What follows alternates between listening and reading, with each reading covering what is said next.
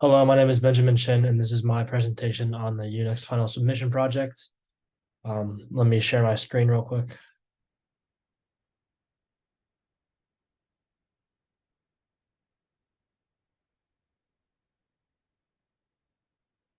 Uh, okay.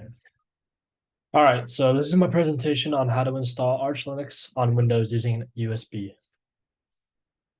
All right, so beginning steps of the process, you need to have two flash drives, and that is because one will have the ISO file that will be installed into it, which we will go through later, and the other one will be able to boot the actual Arch Linux system. So what you want to do, what I did first was I downloaded an ISO file from the Arch Linux website, and the picture on the right shows the ones listed in the United States. Obviously, there's more, but you can choose any one of those, like for example, aggregate.org. I think I chose Arch Linux-br.org for mine exactly. Um, and then next, you would have to mount the desired USB sticks so it is accessible by the OS for reading and writing. Next, you move the downloaded ISO file that you downloaded to one of the USB sticks that you choose. Next, and once you do that, you're now ready to create a bootable USB stick. And so to create a bootable USB stick, you have to burn the ISO file into the disk. And to do that, you have to use command line prompts. Specifically, I use the disk util on mount disk first, followed by the sudo dd if equals, and then insert your file, whatever your file is. My file was the archlinux.br.org, and then followed by, I think it was bs equals 1m. And then once you do that and everything has downloaded and burned, you lastly eject the disk by using the command disk util eject. And then once you have that, once you've done those commands, you have created a bootable USB stick. And now it is time for a bunch of command line prompts to further install Arch Linux. So this is all in order. We first have sudo fdisk and then the name of your disk. In my case, it's SDB. And the sudo fdisk command is basically just I use it to create a partition on my specific disk. Next, I use gdisk command, and I use this to launch a gdisk utility and to specify which disk that I partitioned. Next, I used pacman s base Linux firmware vim command, and essentially I did this because this is the minimum set of packages required for a functional Arch Linux system. And these packages are installed directly from Arch Linux.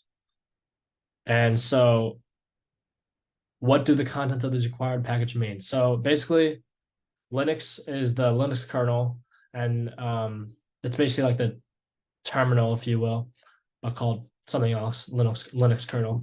And it's responsible for managing the system's hardware and software resources. And then next is the Linux firmware. And then this houses firmware files that are necessary for enabling hardware devices to functions. And this could be any hardware such as adapters or graphic cards, just to have an example. And then lastly, it's Vim, which is just the text editor that you can use to edit files. Some more command line prompts. So once you did all the ones I just described, you would do arch croot mmt. And this is very important because this command put me into the croot environment. And that's basically the virtual environment that allows the user to interact with the Arch Linux system that you are about to install. Next, I did vim etc local.gen, and this specifically or specifies which locals will be available on the system. And this allowed me to edit my local settings for the Arch Linux system and for the user, since this is like a tutorial, I guess. Next, I used vim etc local.conf, and this allows the user to set the language that they desire. I obviously chose the English one. I forgot specifically which code it was, but and then lastly, I did vim etc host name followed by vim etc hosts. And basically those two command prompts allowed me to open the host name files and edit them, but also it allowed me to address or allowed me to set the host name, but also the IP address of the system. And this is very important because the IP address and the host name are very important for network communication and remote access to the system. And then lastly, I just added a password to my login to my Arch Linux system. And then once that's all done on one drive, and then from switching from one drive to the other one, there are a few commands for this process, like the vsudo command that I used, and I use this to modify the sudo files, and basically to that will reflect the changes that I use, that I change, or any group permissions. And you can also use this command to have it restrict some data. And after this command, you unmount the USB drive and reboot the system. Once you do that, you load the other USB drive in, log into the flash drive via the line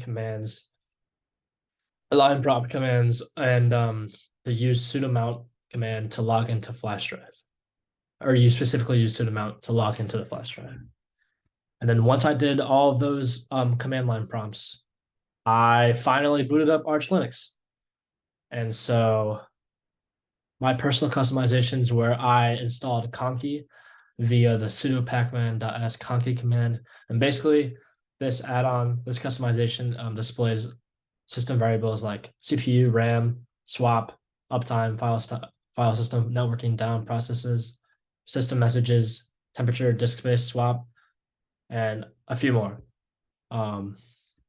Next, I changed the wallpaper. This was not the original wallpaper when I first booted it up, but I changed it to this wallpaper that you see because I just think it looks cool.